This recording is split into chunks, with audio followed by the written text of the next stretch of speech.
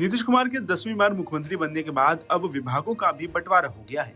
कुल 26 मंत्रियों ने पद और गोपनीयता की शपथ ली है, जिनमें सभी मंत्रियों को अलग अलग विभाग आवंटित कर दिए गए हैं। अब विभागों के बंटवारे के बाद लोगों की नजर नई सरकार की पहली कैबिनेट बैठक पर है। ये बैठक 25 नवंबर को सुबह 11 बजे होने वाली है, जो इस नई सरकार के भविष्य के एजेंडे का आधार तय करेगी। कैबिनेट की ये बैठक मुख्यमंत्री नीतीश कुमार की अध्यक्षता में होगी। कैबिनेट की इस बैठक में जनता दल यूनाइटेड, भारतीय जनता पार्टी, हम और लोजपा के मंत्री शामिल होंगे।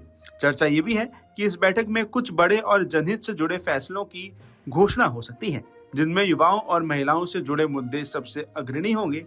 विशेष रूप से उन महिलाओं की निगाह इस बैठक पर है जिन्हें अभी तक सरकार की 10,000 रुपए वाली आर्थिक सहायता योजना का लाभ नहीं मिला है। वहीं दूसरी ओर अगर इन विभागों के बंटवारे की बात की जाए तो बिहार में नई सरकार के गठन के बाद मंत्रिमंडल में बड़े बदलाव की उम्मीद लगाए बैठी जनता तब हैरान रह गई जब मुख्यमंत्री, स्वास्थ्य मंत्री और शिक्षा मंत्री जैसे अहम पद फिर से पुराने चेहरों को ही सौंप दिए गए।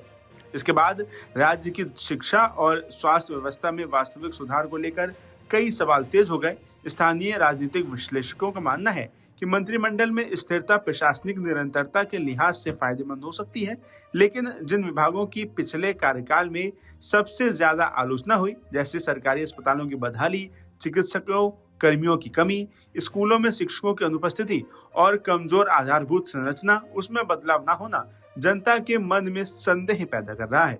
वहीं इसे इतर बिहार में शिक्षा विभाग पर भी सरकार लगातार निशाने पर रही है। शिक्षकों की भारी कमी, स्कूलों में संसाधनों की दयनीय स्थिति और सरकारी स्कूलों के गिरते परिणामों ने चिंता बढ़ाई है। विभाग से जुड़े अधिकारियों और शिक्षक संघों का कहना है कि बिना संरचनात्मक सुधार के केवल घोषणाओं से शिक्षा व्यवस्था में सुधार संभव नहीं है।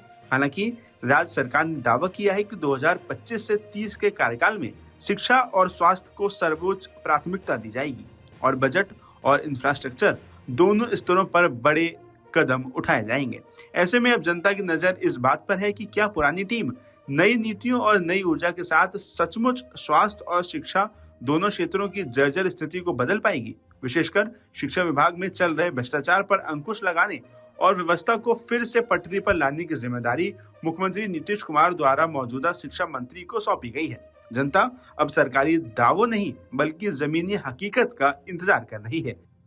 वहीं इसी के कारण अब नीतीश सरकार की पहली होने वाली कैबिनेट मीटिंग पर लोगों की काफी नजरें टिकी हुई हैं। ऐसे में इस मीटिंग के बाद राज्य में क्या बदलाव होता है, ये देखने वाली बात होगी। अगर आप ये वीडियो YouTube पर देख रहे हैं तो हमारे चैनल को सब्सक्राइब कर बेल आइकन दबाएं और Facebook पर देख रहे हैं तो हमारे पेज को लाइक करें।